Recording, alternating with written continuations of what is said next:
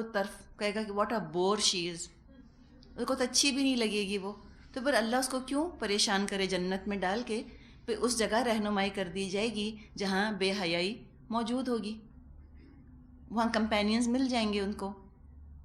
لیکن جنت میں تو جو عورتیں ملیں گی وہ تو قاصرات و طرف ہوں گی، نظروں کو نیچی رکھنے والیاں۔ اور یہ حقیقت ہے کہ مرد کو حیا بہت اچھی لگتی ہے، اور حیا عورت کا زیور ہے۔ تعلیم کا بھی اضافہ کر لیں، تعلیم اور حیا، حقیقت ہے کہ یہ عورت کا زیور ہے۔ تو نظریں نیچی رکھنے والیاں ہوں گی، عین، بڑی بڑی آنکھوں والی۔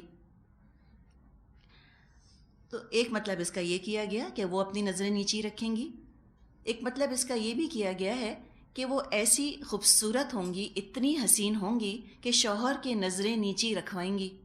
وہ خود ہی اتنی خوبصورت ہوں گی، ان کو دیکھنے سے ہی شوہر کو فرصت نہ ملے گی کہ وہ کسی اور عورت کو نظر اٹھا کر دیکھنا بھی چاہے۔ تو اپنے شوہر کی نظریں نیچی رکھوانے والیاں، خود اتنی خوبصورت کہ مرد کی نظر کہیں اور اٹھے ہی نہ۔ تو دنیا میں بھی ہم دعا کر سکتے ہیں اپنے اپنے شوہروں کے لیے کہ اللہ ہم کو ان کی نظر میں ایسا بنا دے، اس لیے کہ بیوٹی کیا ہے؟ Beauty lies in the eyes of the beholder, کہتے ہیں نا، خوبصورتی تو دیکھنے والے کی نظر میں ہوتی ہے۔ اتنی اتنی حسین عورتیں دنیا میں ہوتی ہیں، اپنے میاں کو اچھی نہیں لگتی، اور اتنی اتنی معمولی شکل کی عورتیں ہوتی ہیں اور میاں کو تو وہ حوریں لگ رہی ہوتی ہیں۔ تو ہم کیوں نہ دعا کریں اپنے اپنے شوہروں کے لیے اور اپنے اپنے لیے بھی کہ اللہ ہمیں ہمارے شوہر اتنے اچھے لگیں کہ ہم کسی کی طرف نظر اٹھا کے نہ دیکھنا چاہیں، اور ہم اپنے شوہروں کو اتنی اچھی لگیں کہ ہمارے شوہر کسی کو نظر اٹھا کے نہ دیکھنا چاہیں۔ یہ تو خود آپ سمجھیں کہ جنت کا ایک نقشہ ہے جو گھر کے اندر پیدا ہو سکتا ہے۔ کیسی ہوں گی؟ اب ان کی مزید خوبصورتی بیان کی، کأنہن بیض مکنون، ایسی نازک جیسے انڈے کے چھلکے کے نیچے چھپی ہوئی جھلی۔ کیا بلیغ ہے مثال جو کہ دی گئی ہے۔ بیض مکنون، ایسے انڈے جیسے کہ چھپے ہوئے ہیں، چھپے ہوئے انڈوں کی طرح۔ کہیں لؤلؤ مکنون بھی کہا گیا ہے ان کو، چھپے موتی، چھپے انڈے، یا انڈے کے اندر جو جھلی ہوتی ہے وہ۔ ام سلمہ رضی اللہ عنہا نے فرمایا کہ نبی اکرم صلی اللہ علیہ وسلم نے اس کا مطلب بتایا کہ ایسی نرم و نازک ہوں گی، اتنی ڈیلیکیٹ ہوں گی، اتنی سافٹ ہوں گی، جیسے کہ وہ لیئر ہوتی ہے، وہ تہ ہوتی ہے جو انڈے کے اندر ہو۔ انڈا تو آپ نے توڑا ہوگا، کبھی اس کے اندر آپ نے فیل کیا؟ سافٹ ہوتا ہے، اتنا وہ سافٹ ہوتا ہے، اور سکن جیسا لگتا ہے نا، لگتا ہے کھال ہے جیسے کوئی۔ تو ایسی سافٹ ان کی سکن ہوگی جیسے کہ انڈے کے اندر کی جھلی، اتنی نرم و نازک۔ اور وہ رنگ جو ہے وہ سنہرا سا کچھ ایک رنگ ہوتا ہے نا، دیکھیں رنگ بھی کیسے ہوتے ہیں، ایک تو ہوتا ہے نا بالکل سفید پھیکا جس کو ہم کہتے ہیں پھیکا رنگ، اور ایک رنگ ہوتا ہے ذرا سا سنہری مائل، ویٹش وائٹ کلر جو ہوتا ہے نا، گندمی سا رنگ لیکن کھلتا ہوا گندمی، یعنی گورے کی طرف جاتا ہوا گندمی رنگ جو ہوتا ہے۔ جو بہت زیادہ سفید ہوتے ہیں وہ تو اپنے آپ کو ٹین کرنے کی فکر میں ہوتے ہیں، وہ تو چاہتے ہیں کہ رنگ ان کا ایسا ہو جائے کہ ذرا سے اس کے اندر تھوڑی سی براؤن، یعنی کہ بھورے سے رنگ کی اس کے اندر آمیزش پیدا ہو جائے، تو وہ خوبصورت رنگ ان کا ہوگا جو دیکھنے میں بہت ہی بھلا لگے گا۔ تو ان کا ذکر کیا گیا کہ اتنی خوبصورت وہ ہوں گی اور ایسی نرم و نازک ہوں گی۔ جنت کی نعمتوں میں ہم دیکھ رہے ہیں کہ خاص طور پہ عورتوں کا ذکر آتا ہے۔ اللہ کی اتنی پیاری مخلوق ہیں، اتنی بڑی نعمت ہے عورت کے، جنت میں بھی عورتوں کے بغیر گزارا نہیں۔ حدیث میں آتا ہے کہ الدنیا متاع، دنیا تو ساری کی ساری برتنے کی جگہ ہے، وخیر متاع الدنیا المرأة الصالحہ، اور دنیا کی بہترین نعمت ایک اچھی عورت ہے، اچھی بیوی جس کو مل جائے۔ عربوں کے ہاں یہ بڑی مشہور مثال ہوا کرتی تھی، بڑی مشہور تشبیہ تھی، کسی چیز کے قیمتی، کسی چیز کے پریشس اور نادر ہونے کے لیے وہ یہ مثال دیا کرتے تھے، بیضم مکنون، چھپے ہوئے انڈے،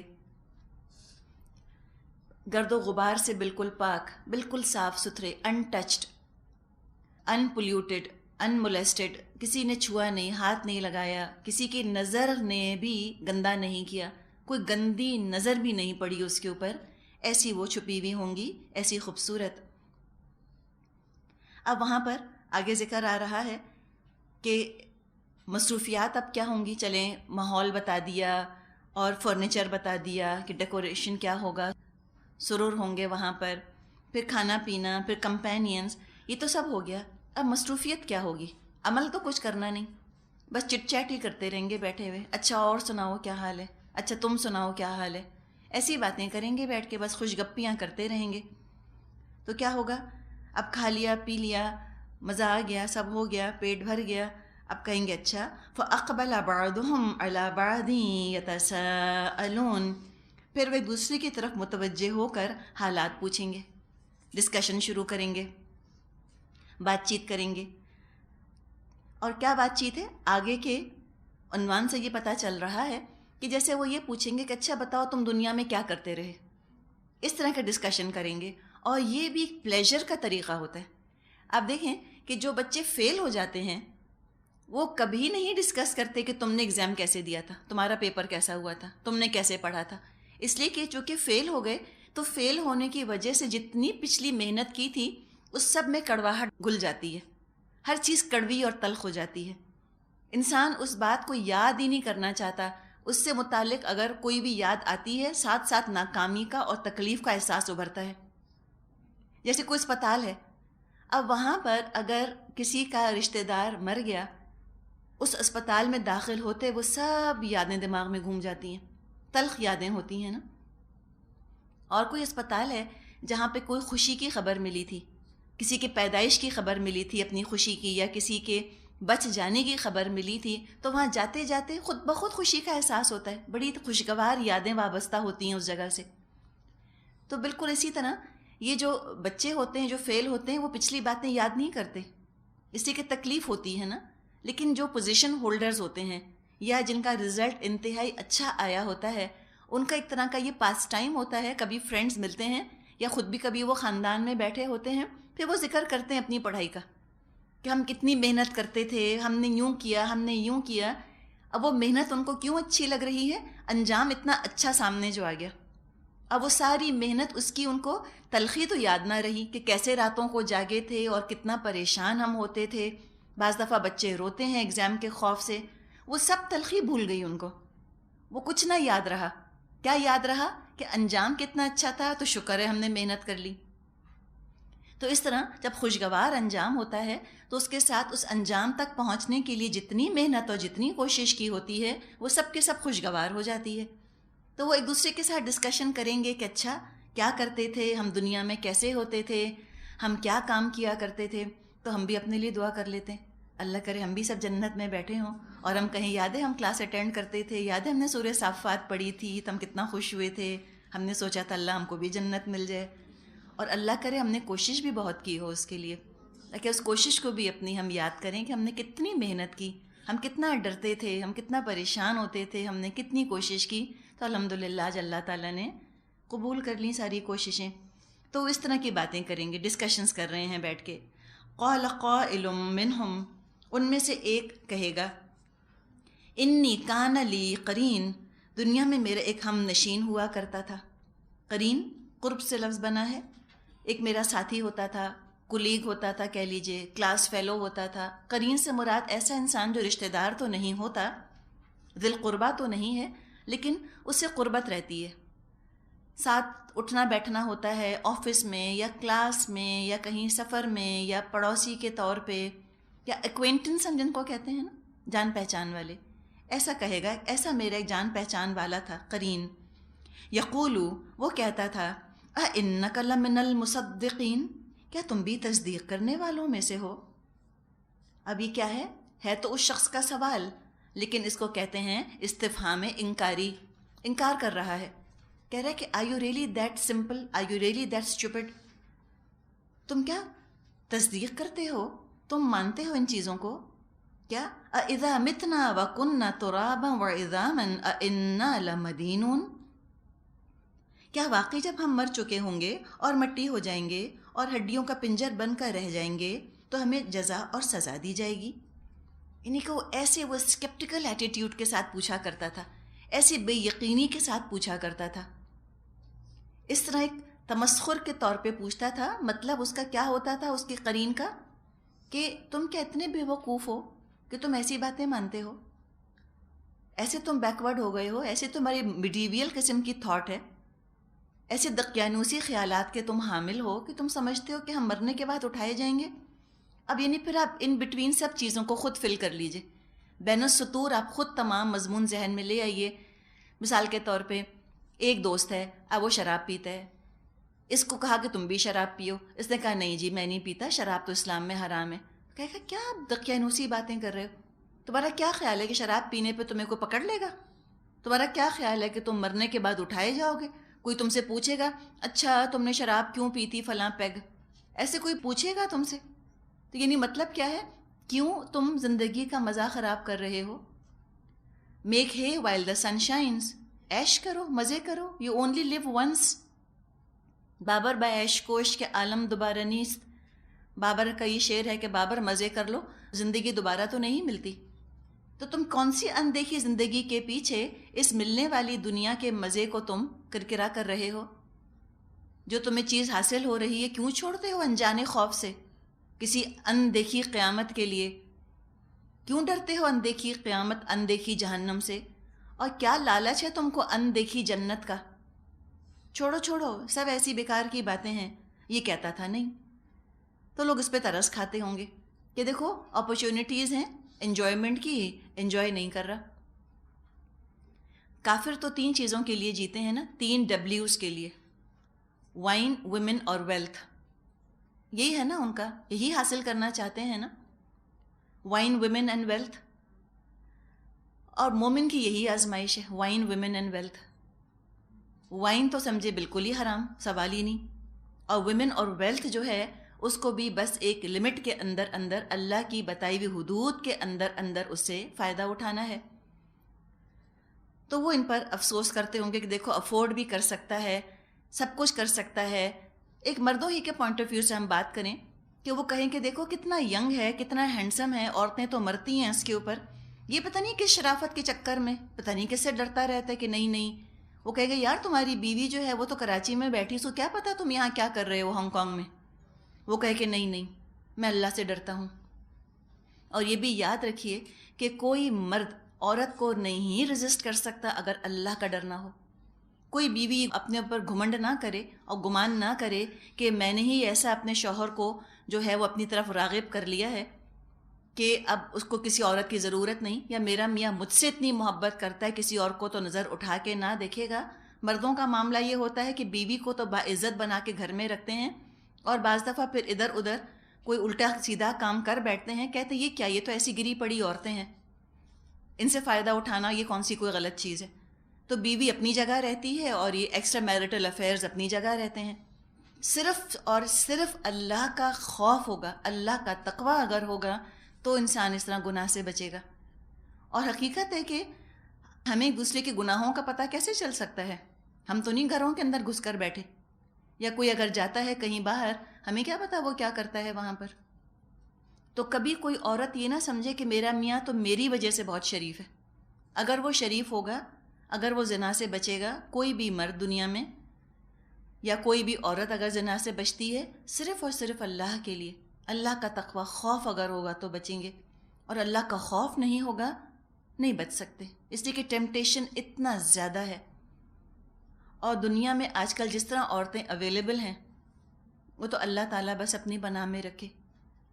باہر کے ملکوں میں قدم قدم پر وہ ریسیپشنسٹ سے لے کر اور لفٹ والے سے لے کر اور سب آفر کرتے چلے جاتے ہیں، تو وہ کوئی اتنی بڑی چیز ہے نہیں۔ ٹورزم کی بڑی اٹریکشن جو ہے وہ ایک اس میں سے عورت کو بھی وہ ایڈورٹائز کرتے ہیں کہ یہاں عورتیں کثرت کے ساتھ مہیا ہیں، آپ آئیے اور یہاں عورتوں سے فائدہ اٹھائیے۔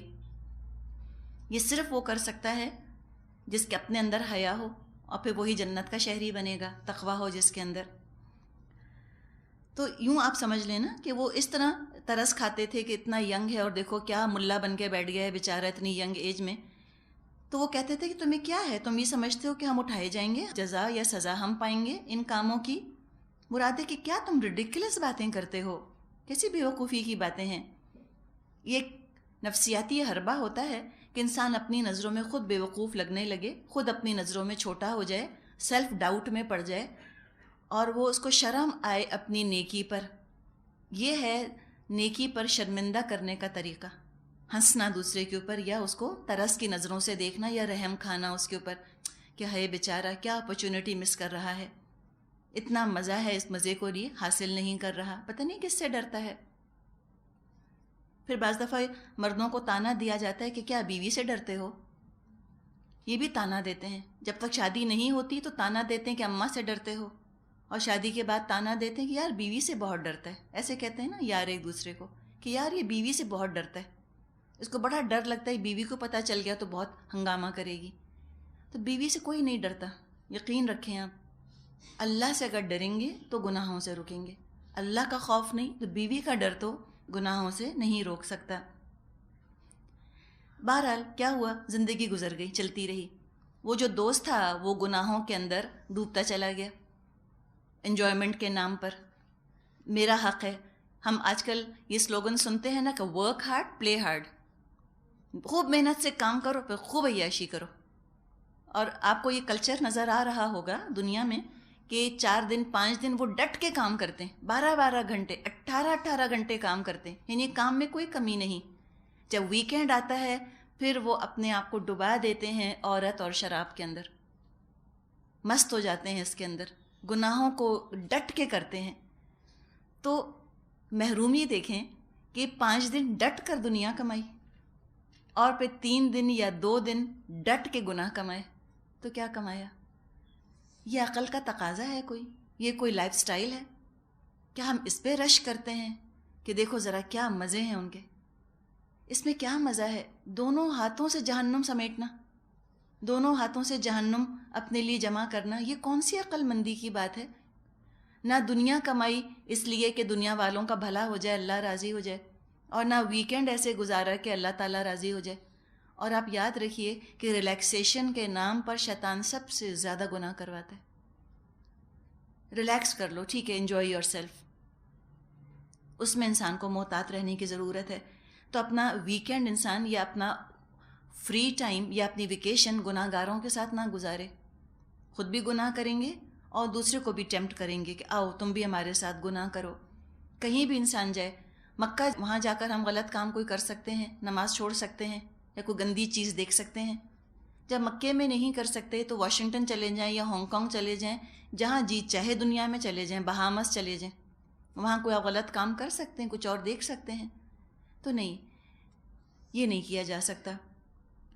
اب دنیا چلتی رہی، وہ گناہوں میں مست رہا، یہ اپنا تقویٰ لے کر بیٹھا رہا، یہ ڈرتا رہا اللہ سے، یہ قیامت کے خوف سے لرزاں رہا کہ نہیں اگر میں نے گناہ کیا تو اللہ پکڑ لے گا۔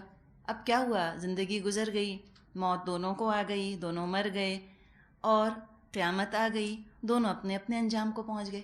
یہ اللہ سے ڈرنے والا آج اپنی ہر خواہش پوری کر رہا ہے۔ آج تو ساغر ہیں اور جام ہیں اور شراب ہیں اور خوبصورت عورتیں ہیں، سب کچھ اللہ نے اس کو دے دیا۔ چند دنوں کی بات تھی دنیا، بلکہ ایک دن، یومن او بعد یوم، اب سب کچھ اس کو مل گیا یہاں پر۔ اور وہ جو کہ صبر نہ کر سکا، ڈیلیڈ گریٹیفیکیشن کا مظاہرہ نہ کر سکا، جو اپنی خواہشات پر قابو نہ پا سکا، اللہ کے خوف نے جس کو نفس کی خواہشات پورا کرنے سے نہ روکا، اس کا انجام مختلف۔ اس کا کیا حال تھا؟ یہ ڈرتا رہا۔ وَأَمَّا مَنْ خَافَ مَقَامَ رَبِّهِ وَنَهَى النَّفْسَ عَنِ الْهَوَىٰ، جو ڈرا اپنے رب کے سامنے کھڑے ہونے سے اور اپنے نفس کو اس نے خواہشات سے روکا، فَإِنَّ الْجَنَّةَ هِيَ الْمَأْوَىٰ، تو جنت اس کا ٹھکانہ ہے۔ تو وہ تو پہنچ گیا جنت میں، مزے کر رہا ہے، اور اس کو خیال آیا کہ وہ فلاں میرا فرینڈ وہ نظر نہیں آ رہا، کدھر ہے وہ؟ تو کیا پتہ چلا کہ جنتیوں کو پتہ ہوگا کہ ہمارے دوست کہاں کہاں ہیں، کون سا کس جنت میں ہے، کون سا کس جنت میں ہے، ان کو معلوم ہوگا۔ یہ جو بندہ تھا، یہ جو فرینڈ تھا، یہ کسی جنت میں نظر نہ آیا، نہ اعلیٰ میں، نہ ایوریج میں، نہ لوور کلاس میں، کہیں نہ ملا یہ جنت میں۔ تو وہ پوچھ رہا ہے کہ پتہ نہیں کدھر گیا، وہ میرا ایک ساتھی ہوا کرتا تھا۔ اب اس کے دل میں یہ خواہش آئی نا، اس نے جو کہا کہ انی کان لی قرین، میرا ایک ساتھی تھا، یہ مراد کیا ہے کہ نظر نہیں آ رہا۔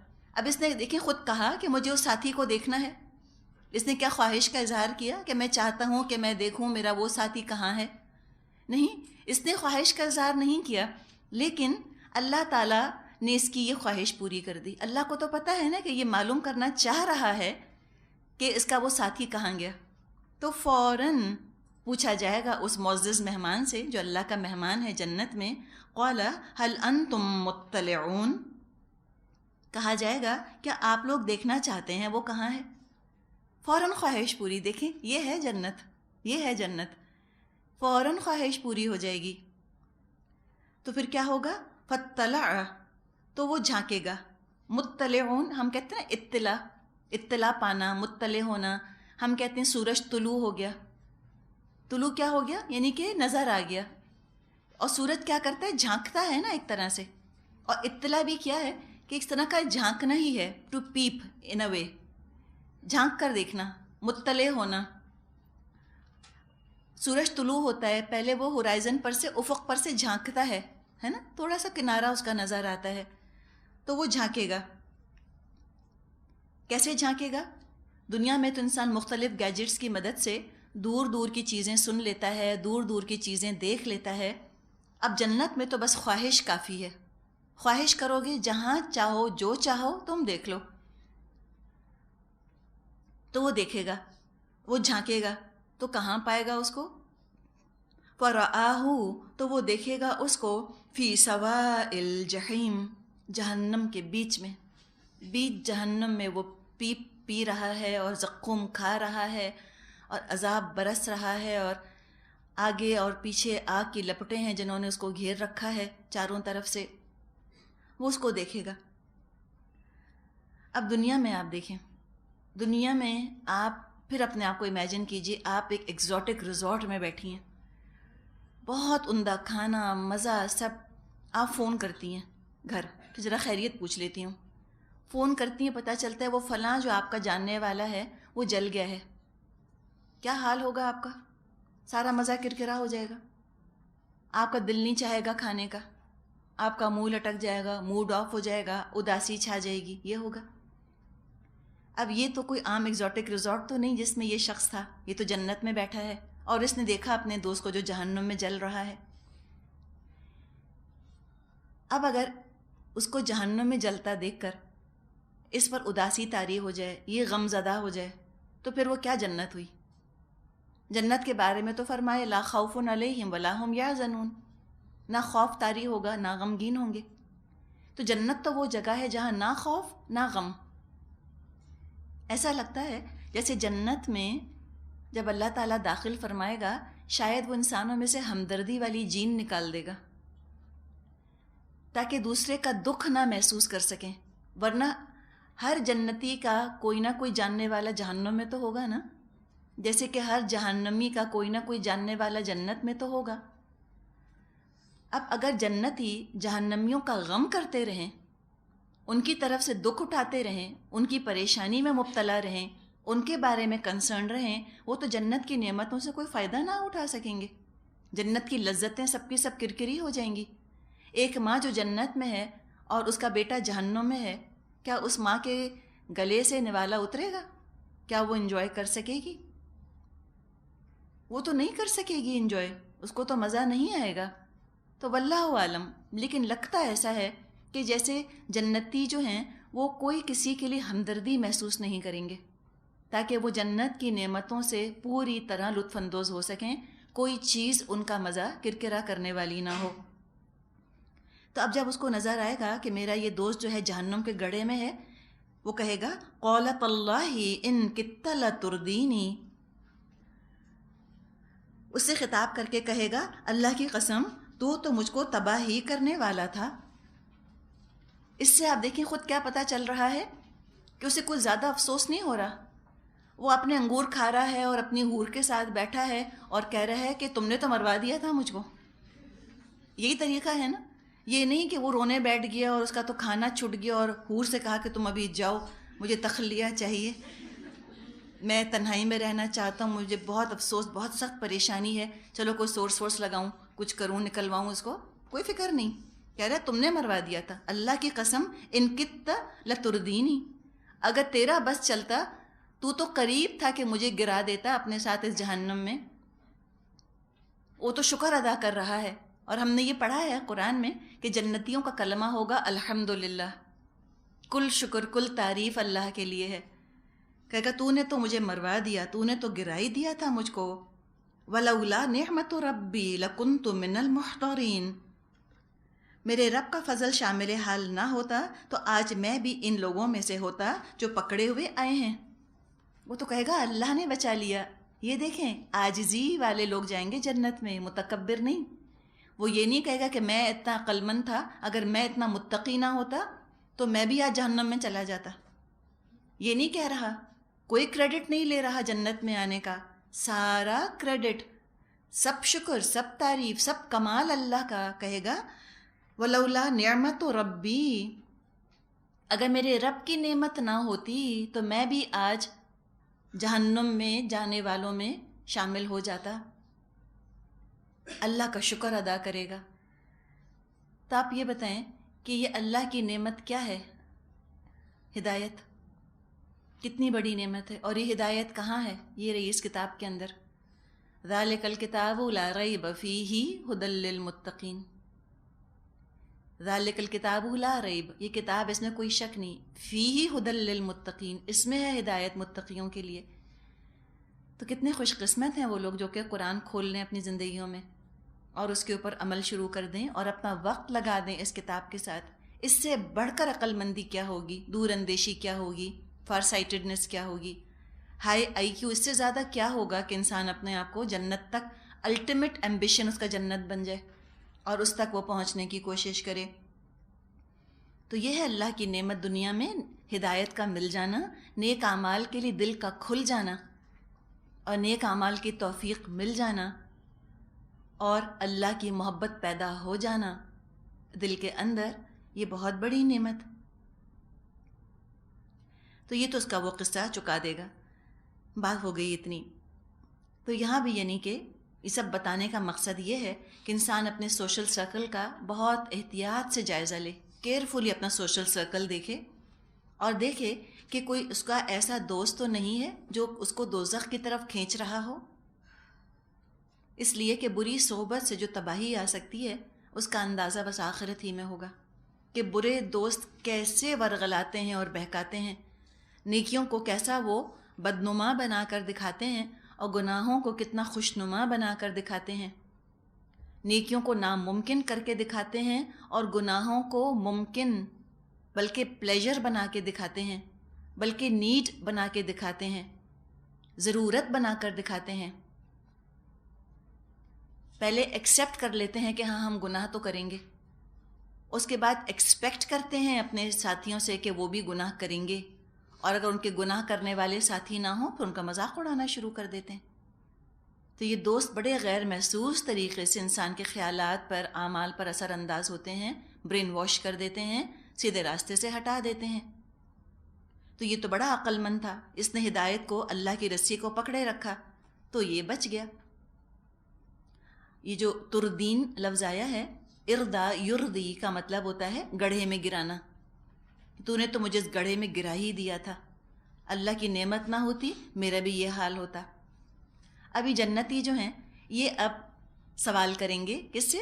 اب اللہ عالم، فرشتوں سے پوچھیں گے یا ایک دوسرے سے پوچھیں گے یا اپنے رب سے یہ معلوم کرنا چاہیں گے کیا افما نحن بمیتین، اچھا کیا اب ہم مرنے والے نہیں ہیں؟ الا موتتنا الاولی وما نحن بمعذبین، موت جو ہمیں آنی تھی بس وہ آ چکی، اب ہم کوئی عذاب دیے جانے والے نہیں. یہ آپ ان کی دیکھیں، ایک تو سادگی اور دوسرے خوشی کی انتہا. یقین نہیں آ رہا جیسے کہ واقعی ہم کو یہ سب کچھ مل گیا ہے. یہ جس کے لیے دنیا میں اتنی قربانیاں دی تھیں، اتنی باتیں سنی تھیں، مشقتیں اٹھائی تھیں، واقعی اب اس دنیا کو ہم پیچھے چھوڑ آئے اور اب ہم اس جنت میں آ گئے. تو کہیں گے افما نحن بمیتین، اب تو ہم مرنے والے نہیں، اب تو نہیں مریں گے نا. الا موتتنا الاولی، بس سوائے وہ ایک موت ہماری جو ہم کو پہلے آ چکی. وما نحن بمعذبین، اور اللہ اب ہمیں کوئی عذاب بھی نہیں دے گا. اللہ تو ہم کو عذاب تو نہ دے گا، یا پوچھیں گے کہ اب تو اللہ ہم کو عذاب تو نہیں دے گا. یعنی جو نعمتیں ہیں یہ کوئی عذاب کے طور پہ تو نہیں دی جا رہی، رسی دراز تو نہیں ہو رہی. یا ان نعمتوں کا حساب کتاب تو اب نہیں ہوگا کہ اگر ہم نے ان نعمتوں کا حق نہ ادا کیا تو ہم جہنم میں چلے جائیں گے. تو اس میں بہت ہی ایک آپ دیکھیں ایک خوشی کی کیفیت ہے جو کہ چھلک رہی ہے ان آیات سے. افما نحن بمیتین، کمفرٹیبل ہو کر بیٹھے ہیں، کہہ رہے ہیں اب تو کوئی ہم کو موت نہیں آئے گی نا. اس قدر خوشی ہے اور اتنی سادگی بھی ہے، ان کا خوف بھی جھلک رہا ہے